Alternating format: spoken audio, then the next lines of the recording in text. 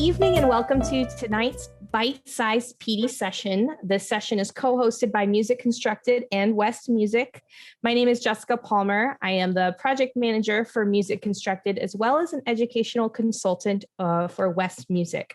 Over the past few months and the upcoming months, we are offering several bite-sized PDs that are intended to help you find inspiration this spring, all at the same time not taking up too much of your extremely precious personal time. Before we begin, just a couple of suggestions on how to easily participate. First of all, this is a live Zoom session, so please feel free to interact in the chat as well as with each other and with the presenters. Do your best to mute your microphone while our presenters are speaking, unless you're the active speaker. And if you have questions, please feel free to unmute them and ask your question out loud. We really like to see your faces and hear your voices, especially in these times. And now I would like to introduce you to our two presenters tonight. Bob Morrison is a nationally recognized arts education leader with a deep body of research and policy work. He serves as the director of Arts Ed New Jersey and is the founder and CEO of Quadrant Research. In 2021, he launched the Center for Arts Education and Social Emotional Learning. He is the founder of Music for All and was the first CEO of the VH1 Save the Music Foundation. Mr. Morrison's advocacy work has earned him both a Primetime Emmy and a Peabody Award, the New Jersey Governor's Award for Arts Education, and an honorary doctorate degree from the State University of New York. Our other presenter, Lynn Tuttle, is Director of Public Policy Research and Professional Development for the National Association for Music Education. Her duties include supporting music educators and state leaders in the areas of standards, assessment, research, teacher evaluation, and the interconnection of federal and state policy. She also manages the production of NAFME's 6 publications for the field. She's the primary author of NAFME's ESSA resources and facilitated the revision of the 2016 workbook for building and evaluating effective music education, and is the staff lead for the association's 3-year Teaching with Primary Sources grant from the Library of Congress. And now, without further ado, I'm going to hand it over to Bob and Lynn. Thank you very much, and good evening, everyone. It's great to be with you and joining you in Iowa. And it's always a pleasure to be here, to see many of you, many colleagues and friends that we've developed over the years, and certainly thankful to Music Constructed and Robin Walenta and West Music for inviting us to participate this evening. So before we get started, I just want to point out that we're going to talk about a lot of different information and a lot of different resources and tools and materials that are available for you. And so to make it easy, we've set up a Google Drive that just use this URL. We'll take you to the Google Drive. It will give you a copy of this presentation and all the resources that we're going to talk about organized in a way that will be helpful to you in being able to have the information that will help you be effective in addressing how to use the Esser funds in your particular community. So to provide some context, let's talk a little bit about the COVID relief packages, because there's been a lot of money that has come forward as a result of the 3 various relief packages that were put into place. And for context, the total relief that has come forward since the first relief package last March, I believe. That's March. A total of $5.3 trillion. It's more than $43,000 per household. And it was basically exceeds the cost of World War II, which was conducted over a 4-year period. And as a result, the economists are now predicting that the economy is going to grow at a rate to add 3 million new jobs as a result of all of this investment. It'll be the best growth since 1980s, as they're predicting. And it's the relief packages have been very popular on both sides of the aisles, Democrats, Republicans. it has been very favorable. Now, the reason for sharing this with you is for context, right? So $5.3 trillion is going out in total relief. But what we're interested in is, what does it mean for education? And so this is a chart that shows you the breakdown as it relates to education based on the three different relief packages that have come out, whether it's the CARES Act in March of 2020, the COVID relief package that was then signed in December of 2020, and then the American Rescue Plan, which was just signed into law last month. So here you see the breakdown of education in each of these, and you can see that every time it got increasingly larger in the amount of money that they were putting together. But the total amount of money that they put out there is $280.7 billion that's dedicated to education funding, right? That's just for public education, $287 billion. That's, I don't know about you, but where I come from, that's a lot of money. And even at the federal level, that's real money, Bob. even at the federal level, that's real money, right? And I think what's important to understand is that when you think about it in terms of the first CARES package that came out last March, the amount of money going to education is 9 times the amount that they put out in that first batch. So just to provide you with some context, but you don't care about all those big numbers everywhere else, right? What's in it for me? What does this mean for Iowa? What do the numbers look like in Iowa? So if we look at those 3 tranches, this is what it looks like in Iowa. And we're going to break it down so you can see what is going to districts, what's going to the Department of Education. Basically, 90% of the money is going to school districts. And then the Department of Ed, they get like a 10% set aside for them to come up with some strategies to help in education. Then they get a little bit for the administration and then the total amount. So CARES 1, here you basically see it was about $71 million came into Iowa last March. In December, CARES 2, the money that's actually just really beginning to flow now into the state is another $344 million.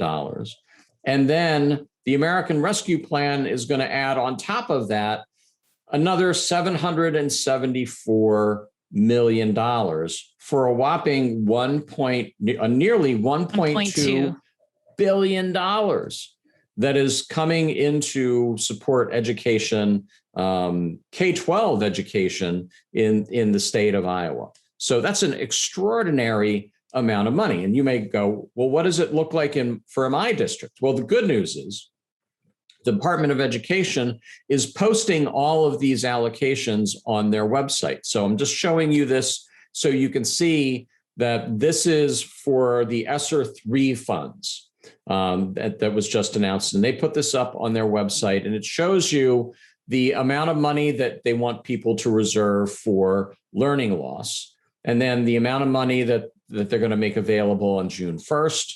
And then the allocation that's going to be made available in November, and then the total allocations for the district. So you can see, as you're looking through the dollars here, that, anywhere from several $100,000 to several $1 million are going into individual districts. So that's to provide you with some context of the amount of money that's coming into your districts. And Bob, Yep, go ahead. I'm going to answer a couple of the questions coming in the chat. So we focused in on Iowa because we're taking care of West Music that's based in Iowa, but we know we've got colleagues on the phone from, I think we've got Wisconsin, Minnesota, Illinois that have all asked questions. And the answer is, yeah, it's close to the same amount coming into every state.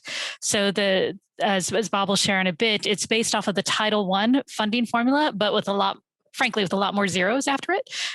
So an easy way to think about it is for this third tranche for Esser 3 funding, if you know how much your school district pulls down for Title I funds on an annual basis, take that and multiply it by between 7 and 8 times. That's the amount that you'll get on average for Esser 3 funds. And we can work with Music Constructed and West Music to make certain that we get you the links for all of the other states and their allocations. Thanks, Bob. And the good news is, because we put everything into that Google Drive, there are some websites that you can link that are in those drives that will take you to the place to find out exactly how much money is available for your state.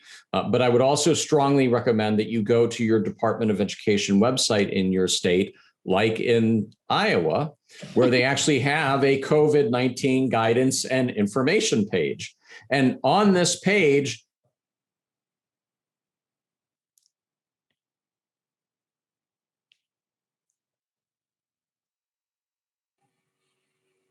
did Bob just get frozen? He did, Lynn. Why don't you take over from there?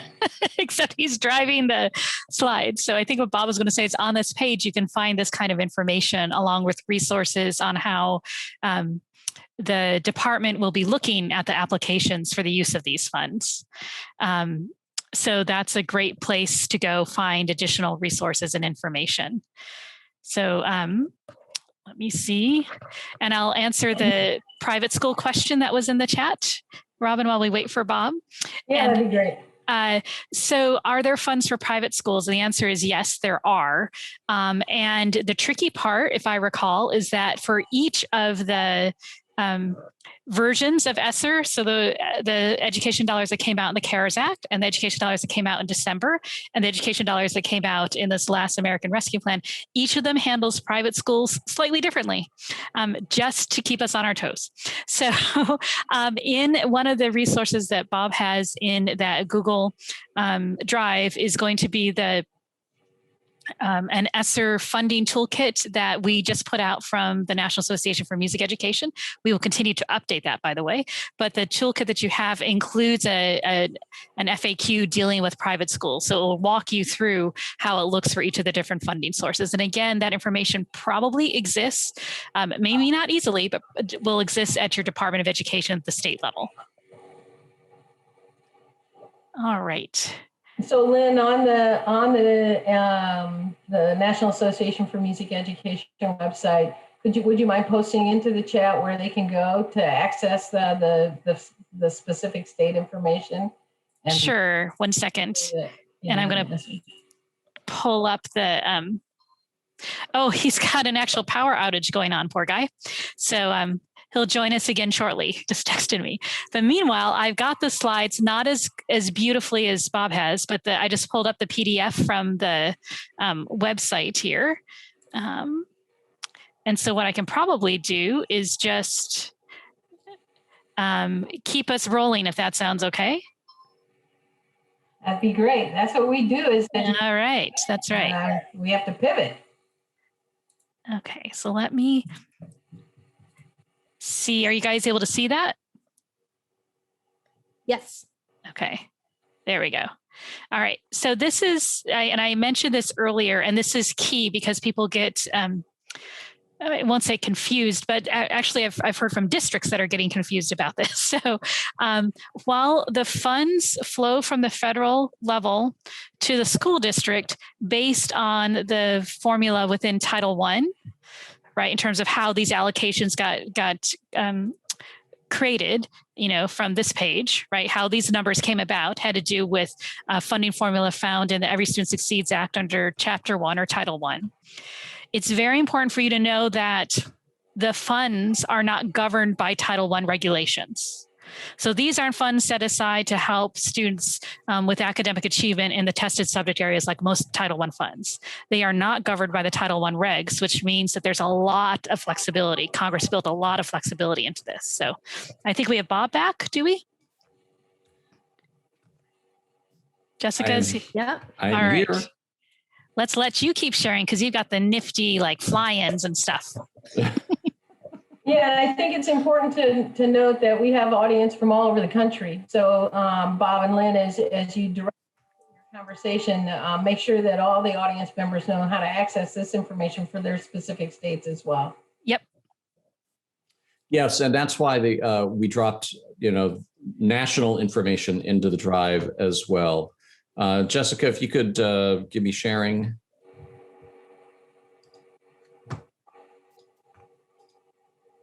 There we go. So See, right there. right where we were before we were so rudely interrupted. I hate when that happens. So how may the Esser funds be used? That's the big question.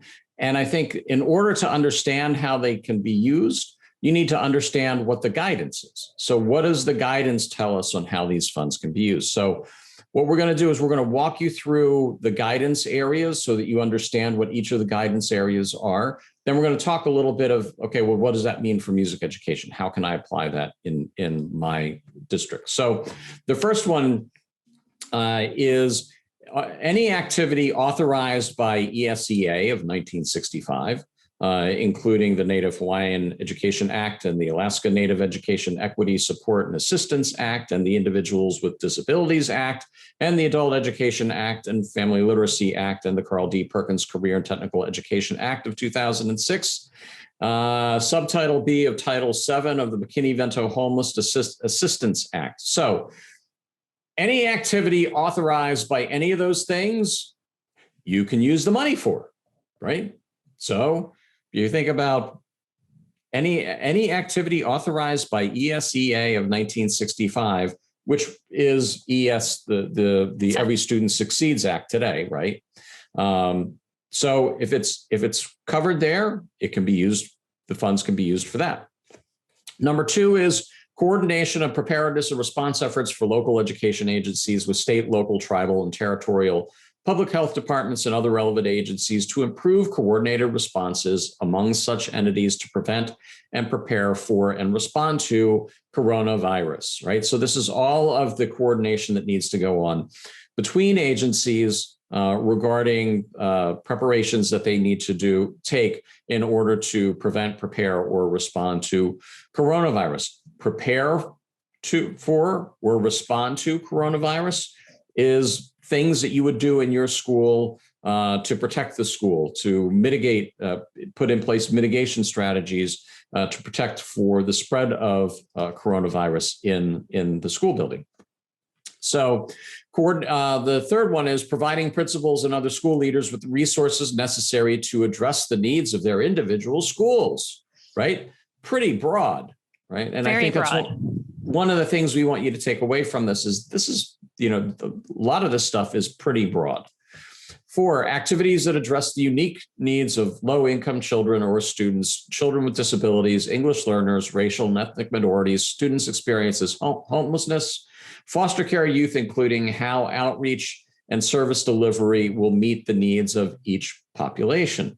So here it's obviously they're focusing on how do we address the needs of our special populations, including things that services that a school normally functions in doing, like delivery of meals in some instances. So what do you do to facilitate that during a pandemic or as schools are coming back into play? So, but it also means instructional support. Absolutely. So things that would address instructional support. And again, that includes us in music education. And just to hang on this slide for a moment, this is a real area of focus for our new U.S. Secretary of Education, Dr. Cardona. And as guidance continues to come out from the new department, they keep talking about the importance of equitable access to a well-rounded education, including music and arts education for all students. And again, leaning into this section of the guidance, it all fits. So thinking about ways in which your program can reach students that perhaps you haven't been reaching well during the pandemic, outreach to broaden programs as we head out of the pandemic, all of those are things that would be fundable under this section of the guidance. 5 is developing and implementing procedures and systems to improve the preparedness and response efforts of local education agencies. So again, how are they prepared and how will they respond to, future issues like what we've seen? We've seen schools that have been moving from remote to hybrid to in-person, then back to hybrid and remote and back and forth. So this is to provide them with support for developing those systems. Training and professional development for staff and local education agencies on sanitation and minimizing the spread of infectious disease. So obviously professional development on how we handle things in our own classrooms, how we handle things in our school buildings to minimize the spread of infectious disease. How you bring students in and out of your classroom, yep. right? Because often music classrooms will have multiple sets of classes in. So how are you thinking about how kids enter and exit, how they go through the space, how they make use of the materials within the space? Purchasing supplies to sanitize and clean the facilities of a local education agency, including buildings operated by such agency. So the stuff that you need to keep things clean in your music room, sanitizing, instruments and puppy pads and things of that nature, things that help keep your room clean are covered under purchasing supplies, under 7. 8, planning for, coordinating, and implementing activities during long-term closures, including providing meals to eligible students, providing technology for online learning of all students, providing guidance for carrying out requirements under the IDEA, and ensuring other educational services can continue to be provided consistent with all federal, state, and local requirements. Now, granted, this is really talking about more the environment where schools are not operating in some sort of, in-person format. But it's important to understand that even though this is talking about things that we're moving away from, the funding and the expenditures can be retroactively applied.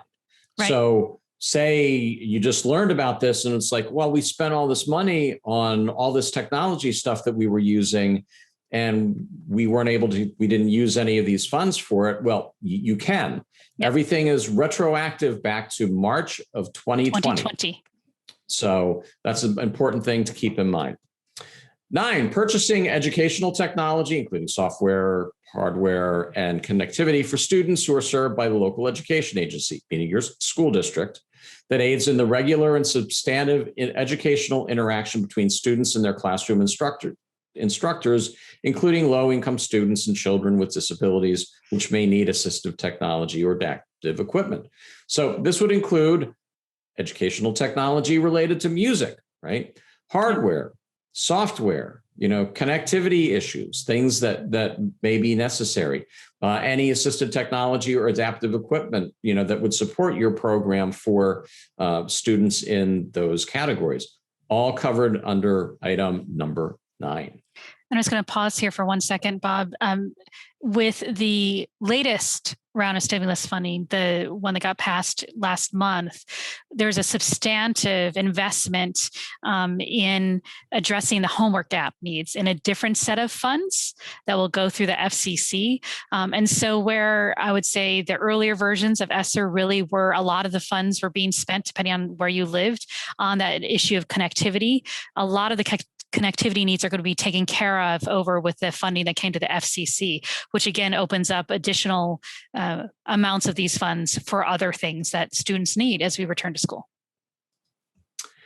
Providing mental health services and supports. So not a very extensive bullet, but underneath this bullet, that includes addressing the social emotional learning needs of students.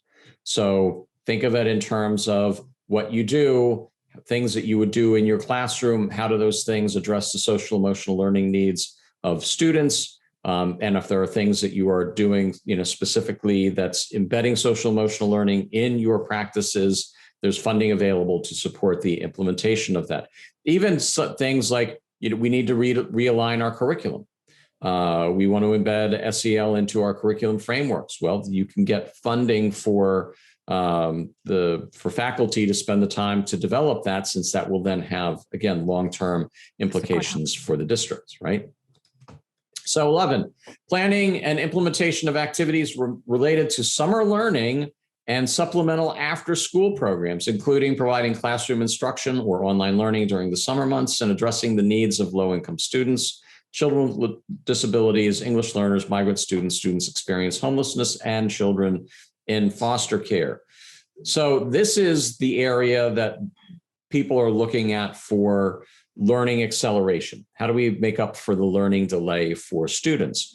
But it's important to keep in mind that learning delay did not just happen in language arts, literacy, and math. right? It happened in our programs, in our music programs, in our arts programs. So strategies that you may have or activities that you may want to put in place for summertime, summer music camps, summer catch-up programs, bringing students back together to work with one another again. That can be covered under number 11 here in this plan. And we're going to talk a little bit more about that in a moment.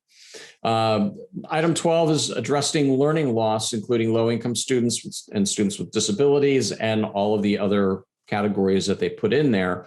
But administering and using high-quality assessments to assess academic progress and assist educators in meeting the academic needs of students, implementing evidence-based activities to meet the comprehensive needs, providing information and assistance to parents and families on how they can support students, and tracking student attendance and improving student engagement in distance education.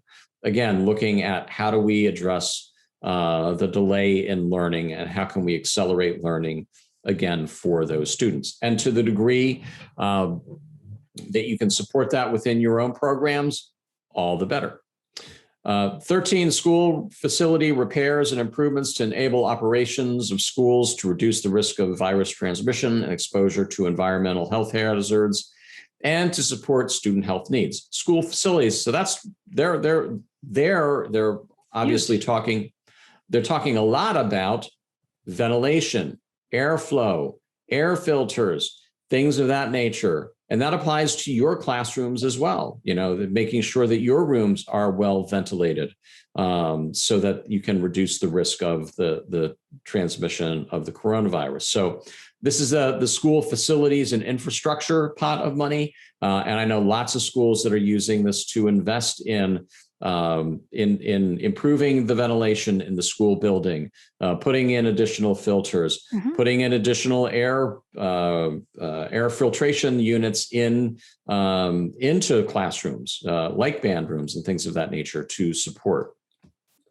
Inspection, testing, maintenance, repair, replacement, upgrade to improve the indoor air quality of facilities, mechanical, non-heating ventilation, air conditioning systems, air purification, things of that nature. Again, doubling down on, we really need to make sure that our ventilation game is intact. And my favorite one is the last one. I love this one. I know, this is absolutely my favorite. Other activities that are necessary to maintain the operation of and continuity of services in local education agencies and continuing to employ existing staff of the local education agency, emphasizing on that. So this is this is kind of, remember on your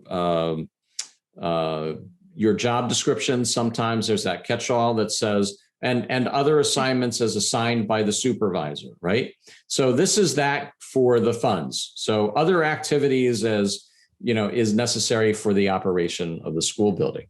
So we took you on this long journey through these 15 categories because it's really important to understand when you're going to talk to an administrator about your plans for how you would like to access some of these funds, that you connect the dots for them, right? So that you don't go to them and say, hey, you know what? I'd like to buy some new instruments. Can I use the money for that? And they're going to go, well, no, you can't use the money for that. What are you talking about?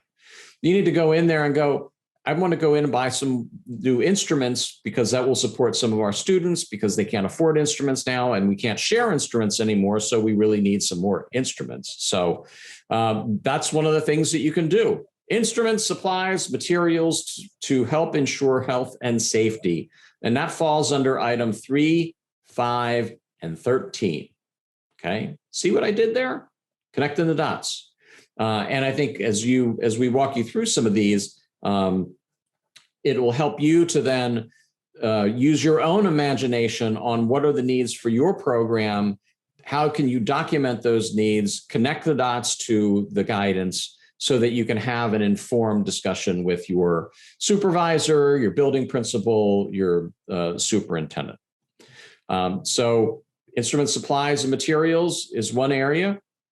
PPE, cleaning supplies, and sanitation. Again, 3, 5, and 7. You need to order instrument masks. You need to order bell covers, puppy pads, cleaning supplies. All of that stuff is covered here, right, Lynn? Yep. Absolutely. Slitted masks, maybe additional storage because you have more instruments and you need things to be stored, or changing up how that storage area is situated so students can maneuver around it, right? All of those would connect here. Facility considerations, 13, 14, 15, things that need to be done in the classroom. Maybe you need to rehearse outside. Maybe they need to put up a stage area outside for rehearsal or performances. Maybe they need to have tents. Maybe they need to do other things, purchase other things to support, new teaching environments that were created as a result of our current circumstances. Bob, I'm thinking of a couple of music educators I know who this year, have gone to be teaching outside and either are losing their voice or making use of a PA system so they don't lose their voice. So again, a PA system would fit right here, right? So that you can successfully reach the students when you're working with them outside. And when you're working with them inside, and particularly if you're in an environment where your students are masked and you're masked, what you don't want to be doing is shouting through your mask, right? That's not helping anybody. So, that they can pay for, a headset for the teacher and an audio system to be able to communicate with students so that you as an educator are not having to shout through your mask. So instructional support, additional faculty.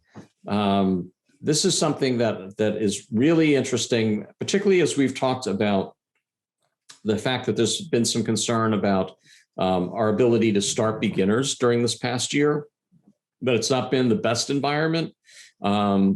Some students just said, you know what, I can't do it in this environment. You want to find a way to bring those students back. And in some places, you may need to start 2 grades of beginning instruments. But how do you do that if you're only one person and you don't have, you don't have enough faculty or staff? Well, we know I have a school district here in New Jersey where they are hiring 2 new middle school music teachers specifically to help with the jump-starting more beginners over multiple grades across many of the middle schools that they have there.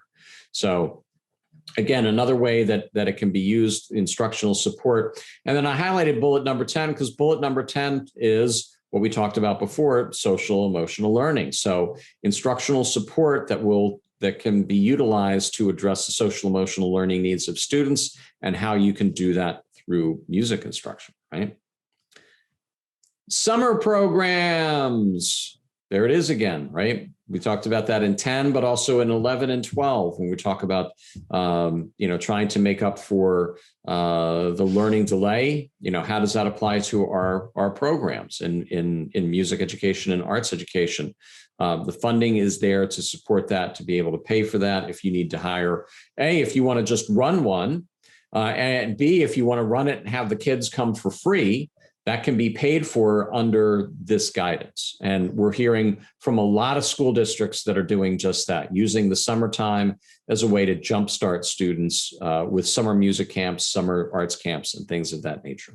And Bob, that can even, you think of our youngest learners, right? The early childhood folks, kinders, first, second graders, many of them are going to be coming to school at least part of the time over the summer so that they re-engage, reconnect, and have learning opportunities in a variety of subject areas. And what a great place to have general music available as well, so that they can not only connect with you as an educator, but also just that joy of getting to make music together, especially if they haven't been able to do it during the course of the year.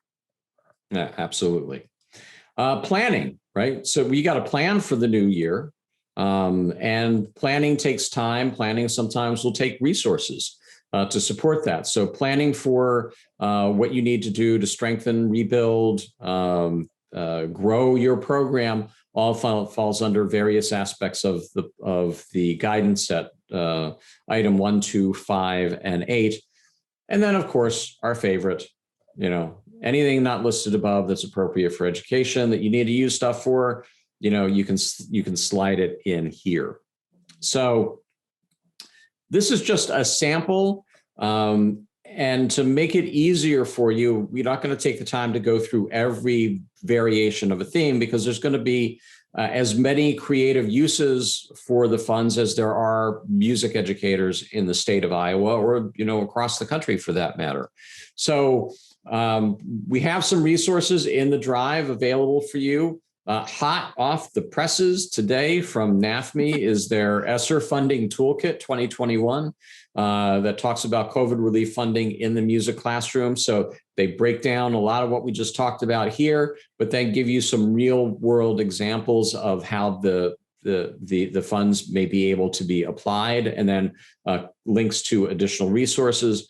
And then in New Jersey, we released our own guidance document in March, basically doing what I just said that we were talking about. We went through instruments, supplies, materials to help ensure health and safety, and then walk through what are the different categories of things that we would want to do in each of these areas for arts education. A lot of stuff related to music. So you can go there again as an idea starter, a frame of reference for how these funds can be utilized for your own program.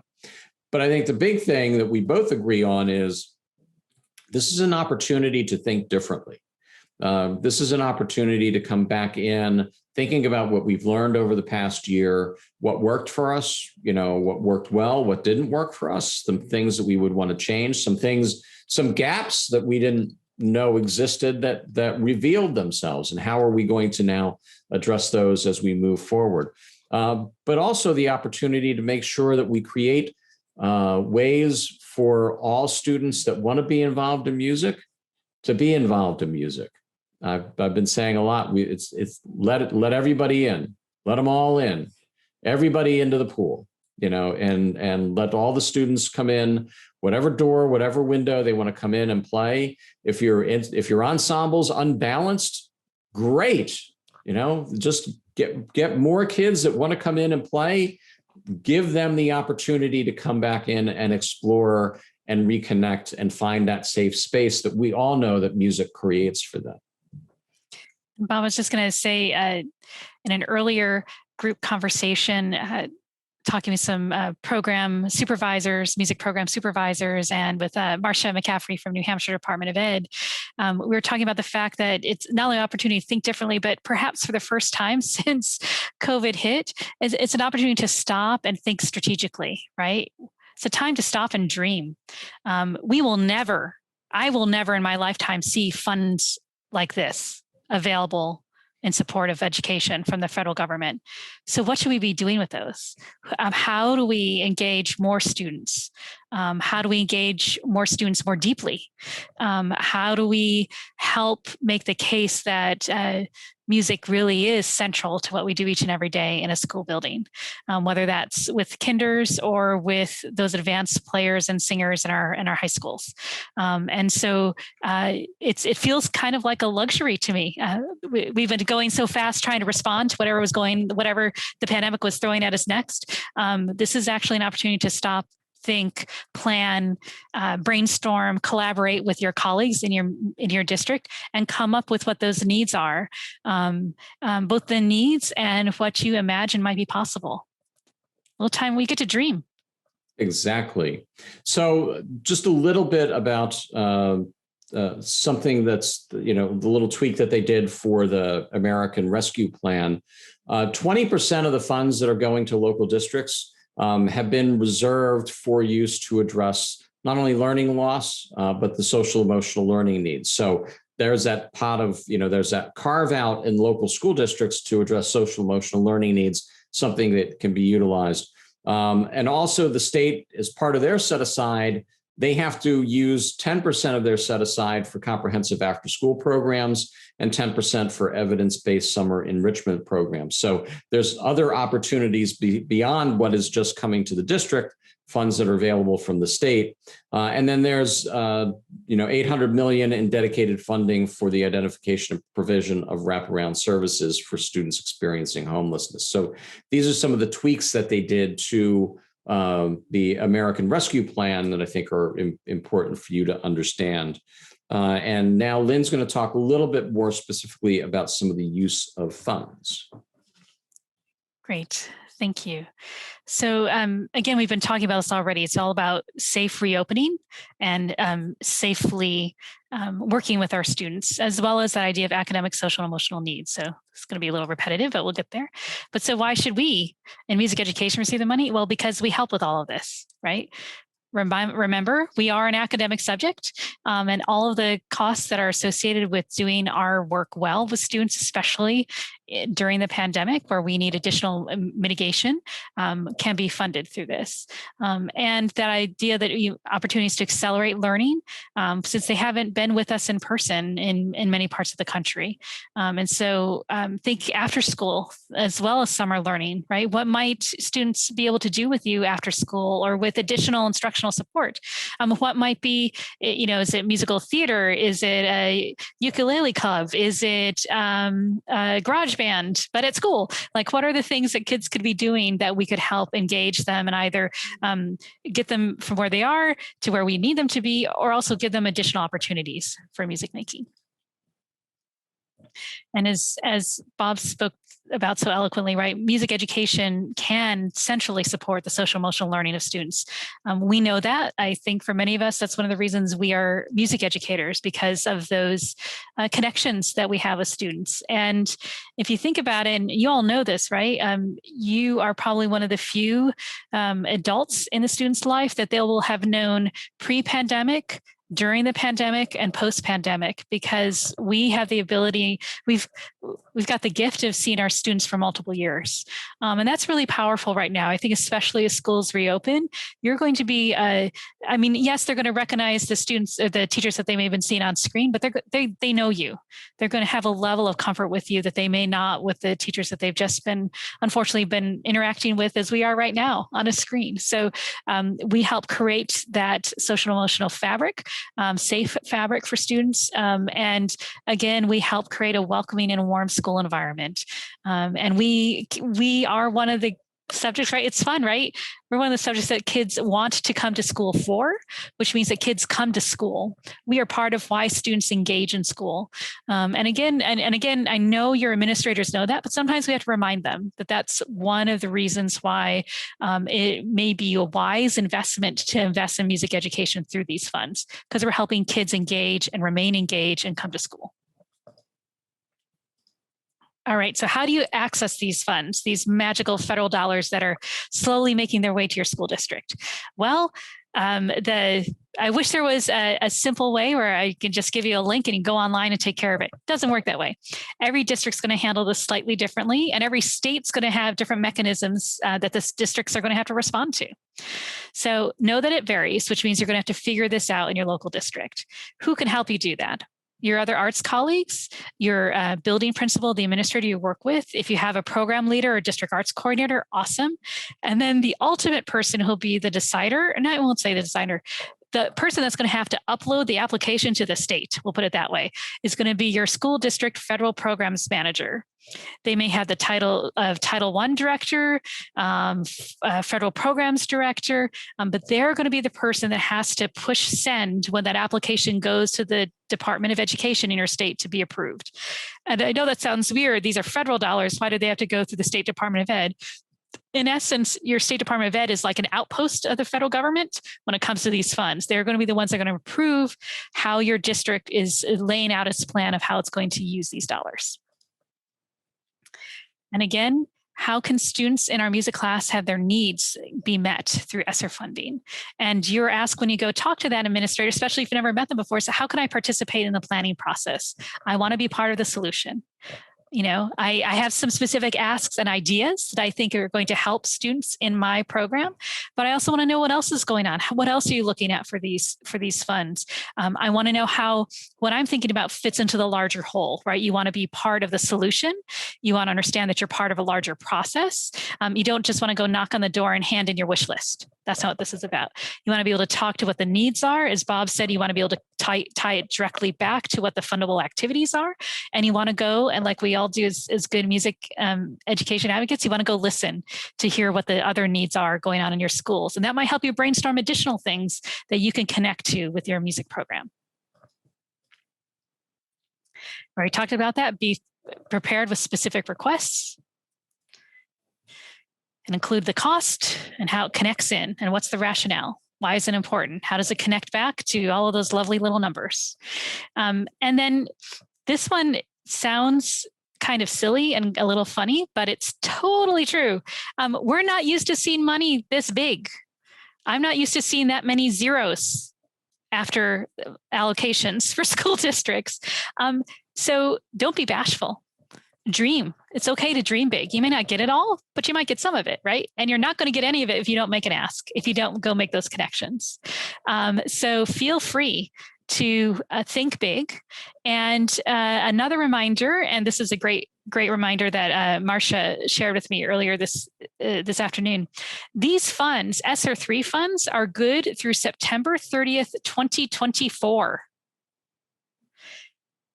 So ask, and you know what? You get to ask again, and you probably get to ask again, and maybe even a 4th time. So even if you don't get it the first time, you might get it, or you may not be the priority in the first round of funding that the district's working on, but maybe you will be in the second one. So this is a chance to engage, build some relationships, make some friends, and practice a little patience.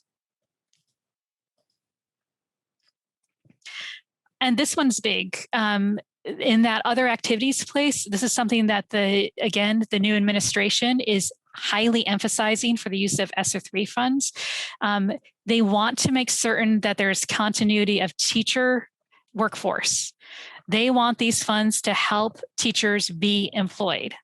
So if your district's talking about cuts, I know I've got colleagues in Arizona that are looking at cuts to the district because the student population has waned over the course of the pandemic. Students are staying home, they're unenrolling from the school district. And so often that means that, teachers' positions are going to go away. This administration is saying, put a pause on that. We don't really know what the fall is going to look like. We certainly don't know what the spring's going to look like as schools step back up and everything is open again. We want to make sure the staffing is there to handle that.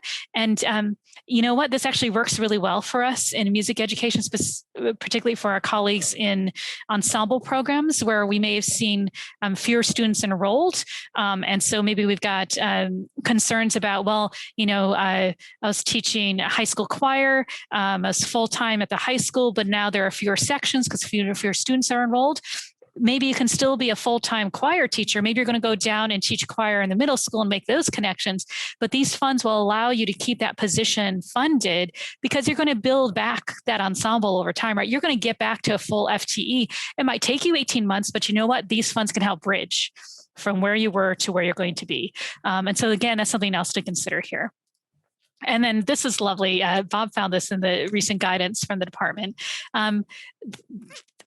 The district has to share with the public how these funds are being spent. And the public is supposed to engage in the decision-making process of how these funds are being spent. So you can engage. The parents who love your programs can be engaged. Community members who support your programs can be engaged. It's time to make certain that they know that these opportunities are out there and, build your ensemble to help make the case. So here's what you can do now. Review, download from the Department of Education website and folks in other states from your own Department of Education's website. Review the information for your district. Take it to your supervisor or school administration to share and see what opportunities there are. Develop a plan and then create, use this as an opportunity to create more learning. Music learning opportunities for students. And like we mentioned to you beforehand, and I believe that they've been putting the link in. This is the link to all of the resources that we talked about. There's federal information in there. There's the guidance that NAFB just put out, the guidance that we used from Arts Ed New Jersey as tools that you can utilize. I did drop in all of the funding allocations for Iowa from each of the 3 grant periods. They're in Excel spreadsheets in that Google Drive. So all the information we talked about, you can go there to find. And with that, I think we will take your questions. And I apologize, I haven't been able to drive and monitor the chat at the same time. So Robin, if you want to throw questions at us, that'd be great. I'll just, as Robin gets ready for questions, wanted to share out that I just put in, and it's lengthy in the chat, the response about private schools, because as I mentioned earlier, when we were waiting for Bob to get back online, literally, with every Esser, every stimulus bill handles private schools differently. So again, that's in our Esser funding toolkit. And I put that information in the chat for the folks who've been looking for that. And Robin, I think you asked a question about connectivity. Yeah, here in the state of Iowa, our governor has allocated a lot of that, or supposedly allocated Esser monies towards broadband and technology connectivity. But I thought I heard you say early in the presentation, there's another bucket of money for that. Is that true? And if so, how do we make sure that that's being directed appropriately? Yes, so there is another bucket of funds, and I'll try and find the blog where we handle that, Robin, and put that in the chat here in a moment. So these are funds specifically to address the homework gap, which is about connectivity, and the funds come through the FCC. There may have been limited amounts in the first two stimulus bills, but the American Rescue Plan, the one that was just passed this last month, put a lot of money, a substantial amount of money there. And so now's the time to start to steer away and say Esser funds can now be funding other things, especially as we reopen schools, versus focusing in on the telecommunication needs. So I'll find that blog for you and put it in the chat. And also for the state resources in the drive, there's a link to the National Commission of Council of State Legislatures. That document, they have a COVID relief tracker that will give you a breakdown for each state and tell you the different categories that the funds can be utilized in. And then we'll connect you to the state plan, which hopefully would then take you to the dollars there. So that's also a good place to start. Yep. And it's called the E-rate program from the FCC, Robin, and it's $7.2 billion, billion with a B, in the act specifically to deal with the homework gap. And I'll put the blog for that has that information in the chat. Awesome. You have a couple more questions here. One is, could you speak more about how we go about seeking retroactive funding back to March of 2020? So that's been written in from the very first stimulus bill that all of these funds can be used retroactively. So if you've got documentation that you use state or local funds in order to support needs to allow you to teach safely and appropriately during the pandemic, you can retroactively get those funds swapped out for the federal Esser funds. And again, your federal programs person would know how to do that. Another question comes in that one of these participants has heard that from their superintendent that all the funds have been allocated. I've heard from our superintendent that all funds allocated must report back with data. Do you have any resources or suggestions for collecting data on these things like purchasing new instruments outside of just the number of participants? So I think what they're referring to as data means show us how the funds were used in a way that corresponds to guidance. So when they sit there and say, how were the funds utilized? Well, then you say, well, we had to buy musical instruments because before this we were sharing instruments and now we can't do that because of COVID. And therefore, in order to have a continuity of our program, we bought X number of instruments for that purpose. So it's not a show me how it increased a test score or show me how, some other sort of data. It's really about connecting the use of the funds, specifically to the appropriate use, so that because districts are going to be held accountable. How'd you use the funds?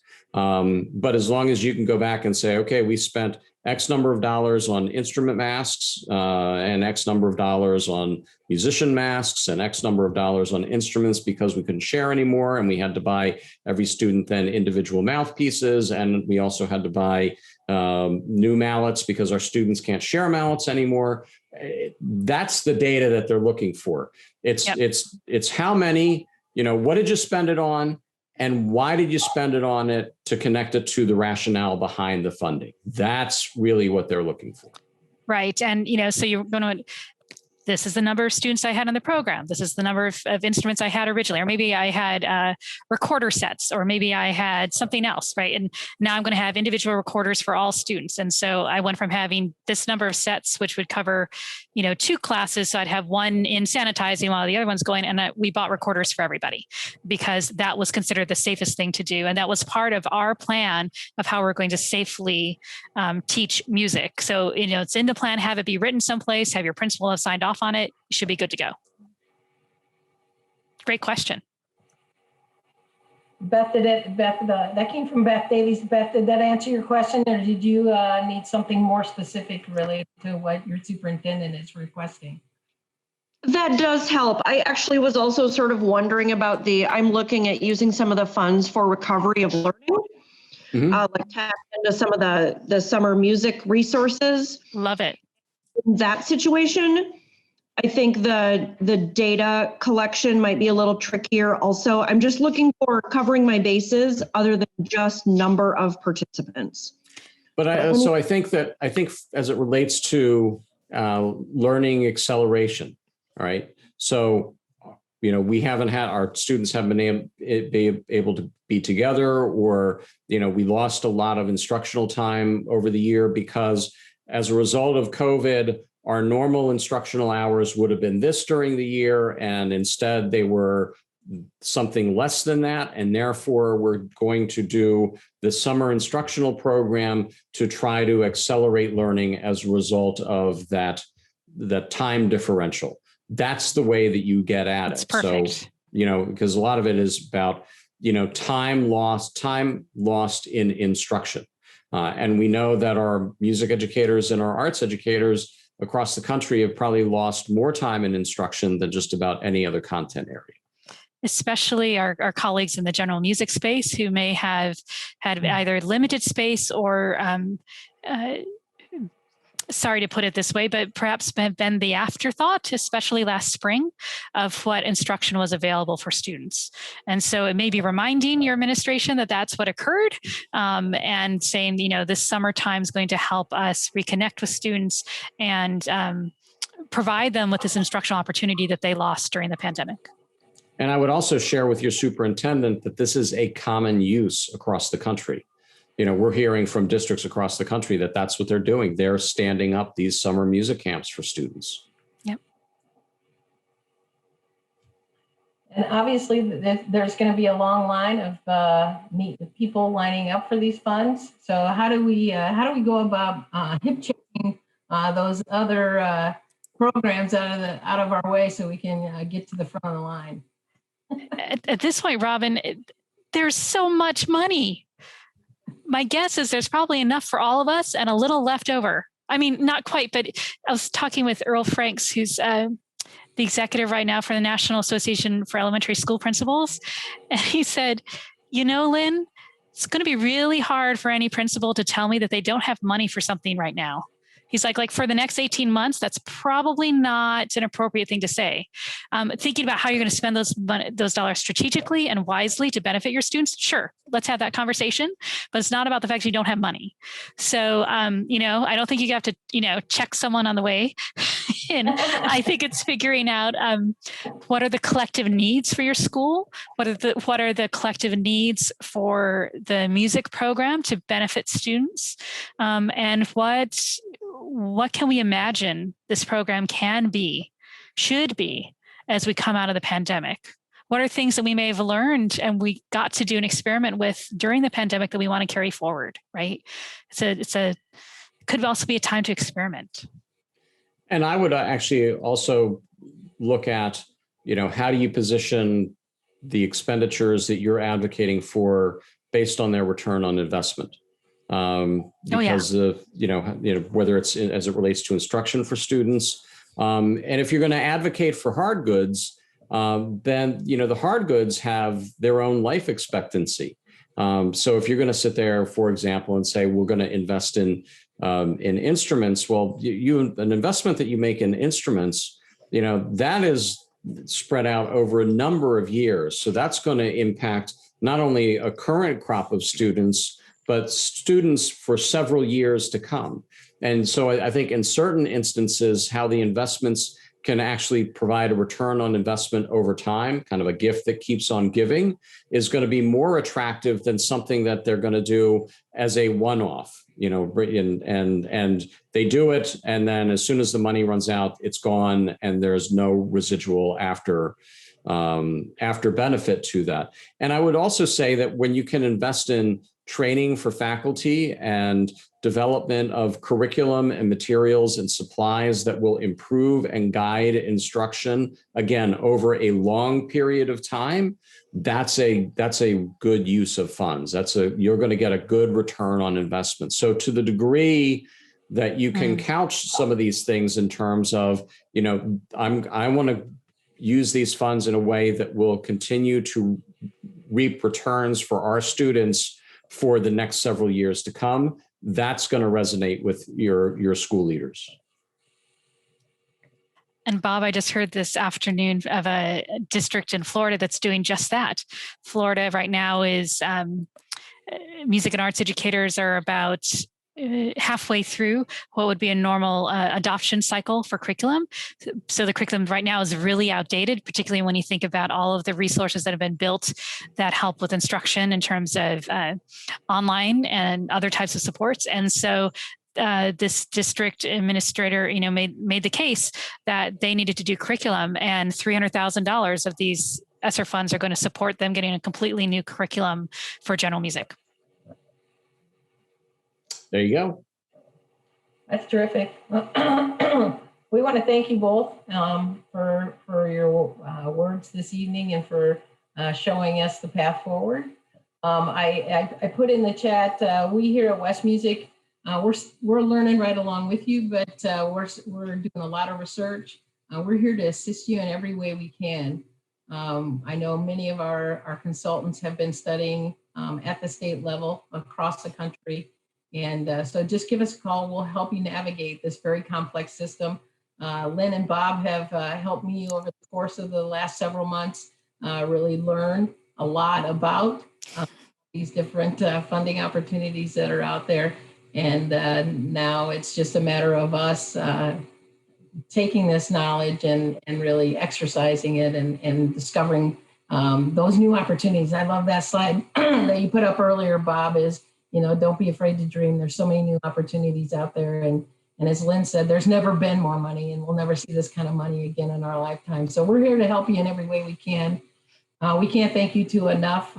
You're great for all of us at West Music and Music Constructed, but for all of us on the call, these two people have dedicated their lives to music advocacy and music education. So thank you so much.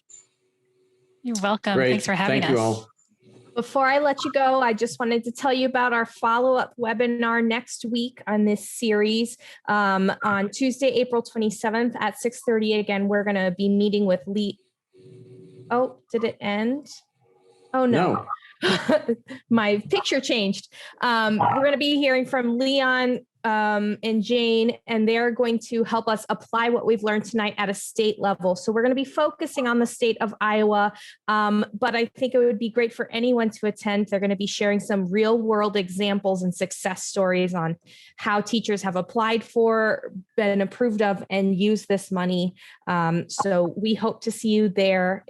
For registration and information on that, visit Music Constructed on the Professional Development tab. And again, on behalf of Music Constructed and West Music, thank you so much for joining us tonight. And we can't wait to see what you do with this money. Thank you so much.